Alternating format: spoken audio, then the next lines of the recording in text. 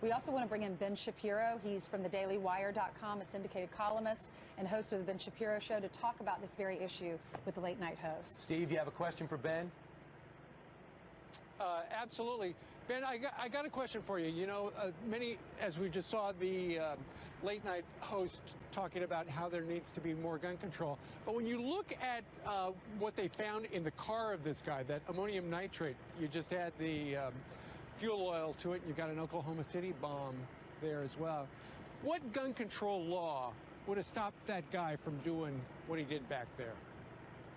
I mean, even the guns that he was using, I'm not sure that there's any evidence that gun control would have done anything. I mean, he obtained, apparently, these weapons legally. He had gone through federal background checks. There's no evidence of significant mental illness to this point. So all this seems like is people shouting, do something, while they have no particular solutions and no expertise on guns or gun control. I mean, the suggestion that gun control is going to put an end to incidents like this, again, that is an evidenceless proposition based on nothing but emotional response. I was looking at Jimmy Kimmel last night, and he said, well, for those of you on television all day that tell me not to talk about gun control, my First Amendment is just as important as your Second Amendment. Ben, what's your reaction to that?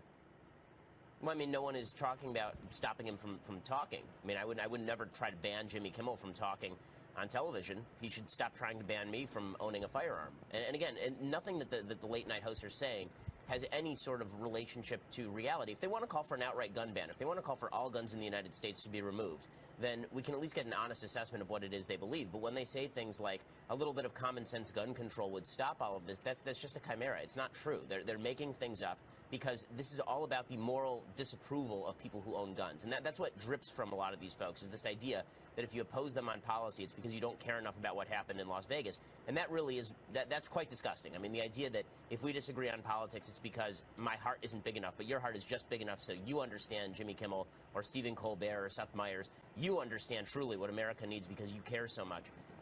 That's pretty nasty stuff. So what is the issue here? What do we need to be talking about? Well, I mean, I think we don't have enough information yet to know what sort of policy proposals would be on the table. This is one of the things that drives me nuts about this. Mass shootings are actually a pretty terrible way of determining policy because the sample size is so low, because it tends to be non-representative of deaths involving guns in the United States overall, for a variety of reasons. I mean, if we actually want to talk about gun violence across the United States, we'd actually have to start talking about, if you're going to talk gun control, then let's talk about democratic areas in major cities, because that's where virtually all of the murder, or at least a huge percentage of the murder, is taking place in the United States. Even that, though, would be, I think, a false premise, because the fact is that the number of guns in the United States has gone up as the murder rate has gone down. Per capita, there are now 1.45 guns per American in the United States. There were less than 1 gun per American in the United States in 1993, and the murder rate has declined markedly since that time. So the idea that more guns equals more crime, or more guns invariably equals more mass shooting, the evidence is really weak on this stuff. Yeah, so what does that tell you? Does that tell you that more people owning guns with murder rates going down? Is it because we feel like using a gun we can protect ourselves more, owning a gun? Well, I mean, I think there's a case to be made for that. The truth is that correlation in these cases doesn't always equal causation. So saying more guns, less crime, it may be just as wrong as saying less guns, more crime. But by the same token, to suggest that if we just remove guns, that's going to send the crime rate down, it's not true. People keep talking about things like Australia, where there was a big gun buyback. And the fact is that in Australia, they only removed 1/3 to 1/5 of guns. The gun crime rate was declining markedly before that, and the United States is not the same as Australia. Try going to Texas and telling everybody they need to hand their guns over to the federal government and see how the gun rate, the gun death rate goes up. I also tell the people in England how safe they are when they've had 5 attacks over the last year, and they have very few guns over there, as well as France. Even law enforcement doesn't carry guns, right? As well as Spain. True. Good point, Ainsley. And finally, I didn't know, I'm not a gun guy, I don't pretend to be, but now I'm finding about these bump fire stocks that allow a semi-automatic to be an automatic. And the fact is, according to the ATF, it was actually legal to do. Would you, as a pro-gun guy, entertain the fact that we get rid of some of that conversion? Yeah, I think I would. I mean, the fact is that the machine guns have been illegal for sale since 1986 in the United States.